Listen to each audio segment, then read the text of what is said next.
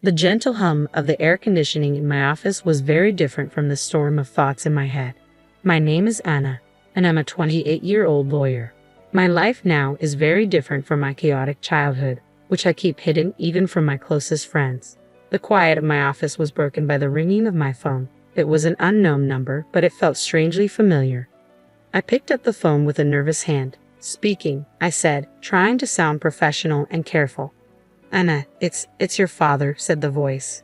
There was a nervousness in his voice that made me feel uneasy. A chill ran through me. It had been over 10 years since I last heard that voice. A voice that used to mean safety and love but now symbolized betrayal and pain. "Why are you calling me?" I asked, my voice sharp as it cut through the silence after he introduced himself. "I'm in trouble, Anna. I need your help with money," he said, his voice cracking a little. Even though he might have been sincere, his request made me feel angry and resentful.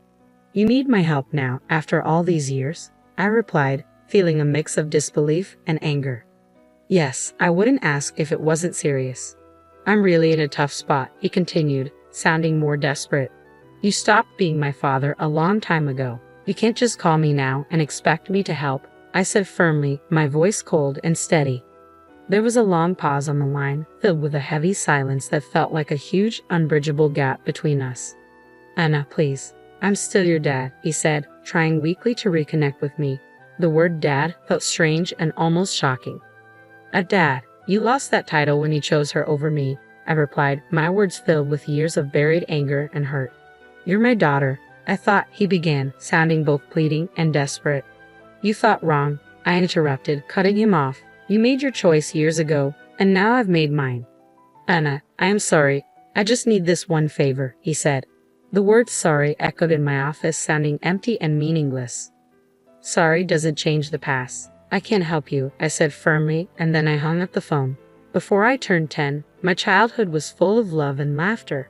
My parents and I lived happily in our small rented house. My mom was a joyful and kind person, and she filled our days with warmth and our nights with stories and dreams. My dad used to be playful and caring, spending evenings playing games with me or teaching me about the world. Our home felt like a happy place where every day was an adventure and every night a sweet dream. But our happy life ended suddenly when my mom passed away unexpectedly. The house that was once full of laughter and love became silent, filled only with memories. I remember walking through the rooms, each one a reminder that she was gone. The loss was too much to bear, not just for me but for my dad too, who had lost the love of his life. But to my surprise and confusion, his grief seemed to fade quickly. Just a few months later, he brought home Marissa, a woman who was going to play a big role in our lives. I remember the day he introduced her, a day that changed my childhood forever.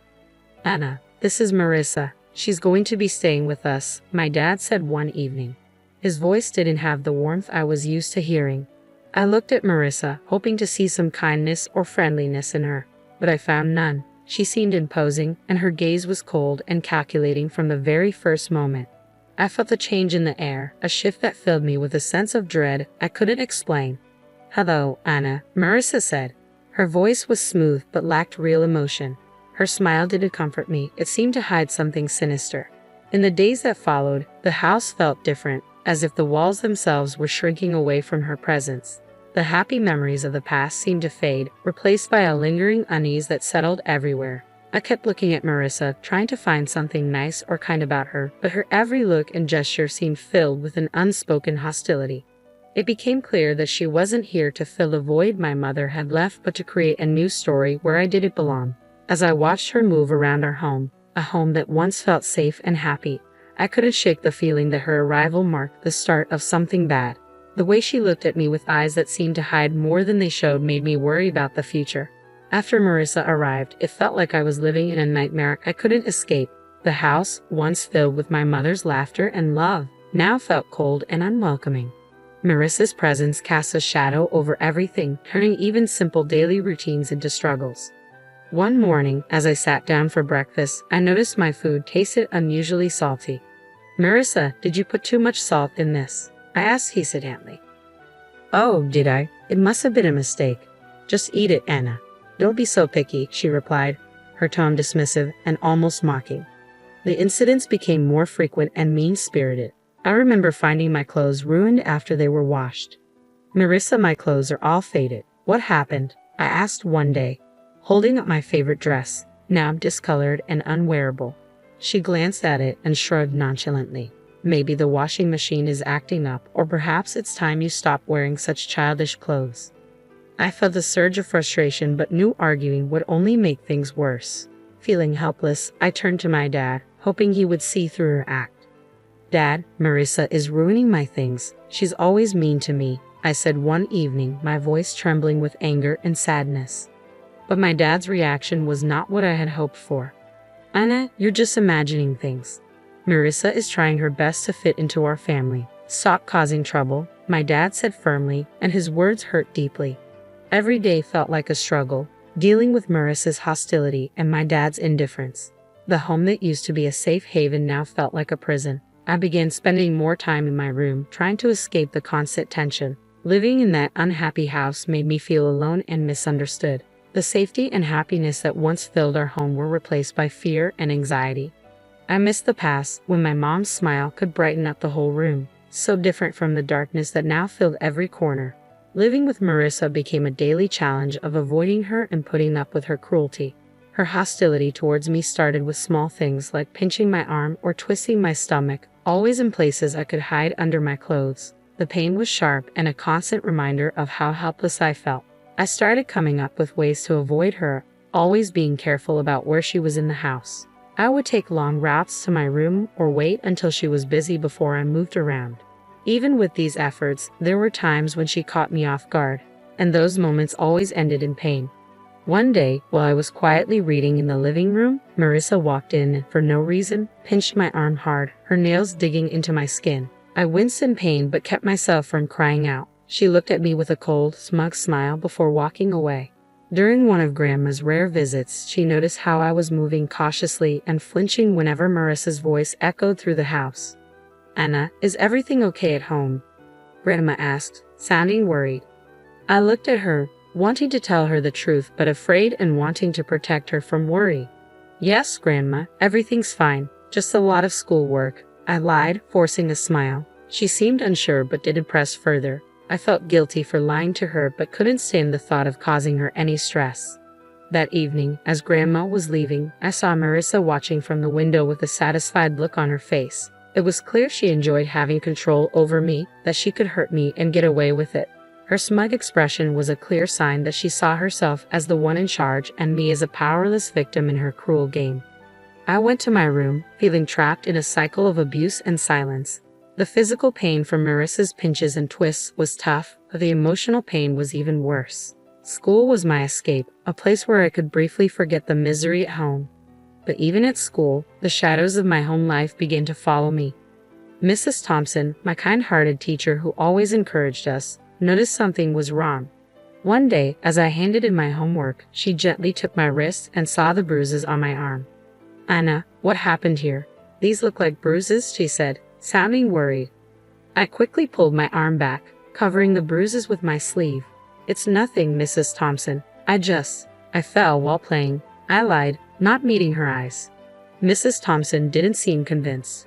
Anna, if something is wrong or if someone is hurting you, you can tell me. It's important to speak up, she said, looking at me with concern. I wanted to tell Mrs. Thompson everything about Marissa and how I lived in fear, but I couldn't find the words. Instead, I forced a smile and said, Really, Mrs. Thompson? I'm fine. It was just a silly accident. She looked at me thoughtfully, then nodded slowly. Okay, Anna, but remember, my door is always open. You're not alone, she said with a reassuring smile. I nodded, feeling a lump in my throat. Her kindness made it even harder to keep up the pretense that everything was okay. As I walked home, Mrs. Thompson's words echoed in my mind. I felt grateful for her concern, but also deeply lonely, carrying my burdens alone. The idea of telling the truth about my home life was frightening. I worried about what Marissa might do if she found out I had talked to someone. That night at dinner, I was quiet, lost in thoughts about Mrs. Thompson's offer to help. Marissa noticed my silence. Why so quiet tonight, Anna? Cat got your tongue? She asked, her tone mocking. I just shook my head and kept eating, trying to make myself as small and invisible as possible. After dinner, lying in bed, I felt overwhelmed by my situation. Mrs. Thompson's concern showed me that people cared, but I was still too afraid to speak up. I was stuck between wanting to tell someone and fearing what Marissa might do if she found out. The day Mrs. Thompson decided to involve my father was filled with anxiety for me. I sat nervously in the principal's office, worried about how my father would react. When he finally arrived, he looked stern and embarrassed. "What's going on, Anna? Why did the school call me here?" he asked sharply as he walked in. I looked at Mrs. Thompson, hoping for support. Trying to steady my voice, I said, "Dad, Mrs. Thompson saw. She saw the bruises, feeling his intense gaze on me. Before I could explain more, he interrupted, his anger clear.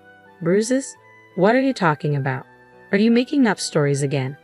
Mrs. Thompson spoke up, her voice calm but firm. "Mr. Smith, I'm worried about Anna.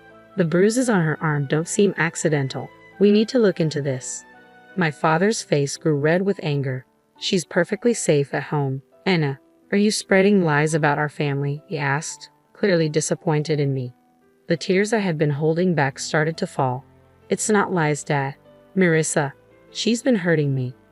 I finally told the truth, but he looked completely shocked. "Marissa? That's absurd. She's been nothing but kind to you. I won't let you accuse her like this," my father said. "But Dad, it's the truth," I cried, trying to make him believe me. He stood up abruptly, losing patience. "That's enough. Tell Mrs. Thompson you made it all up." I turned to Mrs. Thompson and repeated his words. She nodded but didn't say anything. When we got home, my father locked me in my room without another word. Through the door, I could hear Marissa's voice, pretending to be concerned. "I told you she's just seeking attention," she said. I sat on my bed, feeling completely alone and hopeless. The one person I thought I could always rely on had turned away from me. My room, which used to be my safe place, now felt like a prison.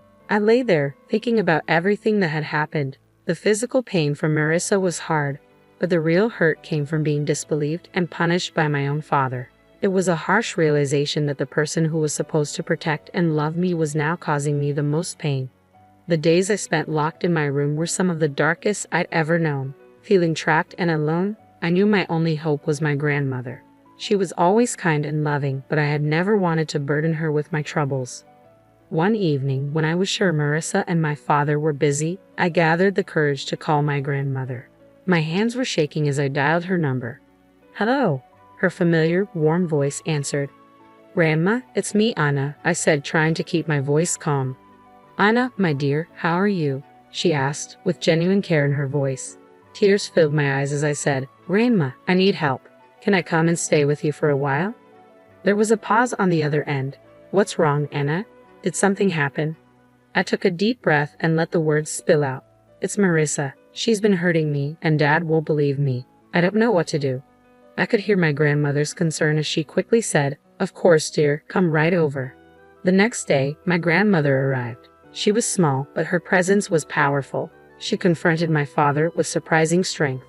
"John, I'm taking Anna with me. She's not safe here," she said firmly. My father, surprised, tried to argue. "Mom, you can't just take her. She's my daughter." "Your daughter whom you're failing to protect," she shot back. "I won't stand by and let her suffer." Marissa tried to stop her. "She's just a child making up stories. You can't believe her over us."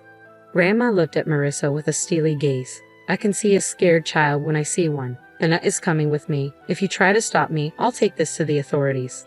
Seeing that he was outmatched, my father didn't argue anymore. As I packed my things, I noticed Marissa's defiant look change to one of defeat. Leaving the house with my grandmother, I felt a huge weight lift off my shoulders. For the first time in months, I felt safe. The car ride to Grandma's was quiet, but her presence was comforting. When we arrived, she turned to me and said, "You're safe now, Anna. You don't have to worry anymore." In Grandma's house, I found the love and security that had been missing from my life. It was a place where I could heal and regain my strength. The difference between her warm home and my father's cold house was huge. For the first time in a long while, I felt like I could finally breathe, free from the fear and anxiety that had taken over my life. Years had passed since I left my father's house to live with my grandmother. Her home had been a safe haven full of love and healing. But time brought change, and my beloved grandmother passed away, leaving the huge emptiness. At her funeral, my father and Marissa showed up. Their faces showed fake sadness and hidden excitement. They seemed more interested in what they might get from her passing than truly mourning her loss. After the funeral, when we gathered at Grandma's house, Marissa quickly made her move. "Well, Anna, I guess you'll need to find a new place to live now. This house and everything in it belongs to your father now," she said, her voice barely hiding her pleasure. My father nodded, looking around as if planning what to do with the house. I couldn't help but smile, which seemed to confuse them. "Actually, you're wrong," I said confidently, surprising them with my tone. "What do you mean?" my father asked, looking confused. I took a deep breath, enjoying the moment. "Grandma left a will. She left the house and a lot of money to me," I explained, watching their faces go from confused to shocked. "But you're just a child. I'm your father. I should be in charge of your inheritance," my father stammered, clearly feeling entitled. Marissa added, her voice sharp, "Yes, until you're of age, your father will manage your property." Their reactions were almost funny. "You didn't even bother to wish me a happy birthday. I turned 18 a month ago. I'm legally an adult now. I make my own decisions," I said firmly, enjoying the look of realization on their faces. My father's expression changed from shock to anger and then to a desperate plea. "Anna, you can't do this. We're your family," he said, trying to convince me. I looked at them, old memories flooding back. "You stopped being my family a long time ago," I said calmly. Marissa stepped forward, now begging. "Please let us stay in the house. We have nowhere else to go. We didn't renew our lease." I shook my head. "This is my house now. You'll have to find somewhere else to live." As they left, I felt years of pain and neglect lift from my shoulders. I stood in the house that was now mine, a house full of my grandmother's love, and felt a sense of closure. The past still echoed in the house, but the future was mine to shape. I sat there with my phone in hand, feeling a mix of emotions, anger, betrayal, and a sense of injustice. But through it all, there was also a feeling of strength, a reminder of the resilience that had helped me through the toughest times.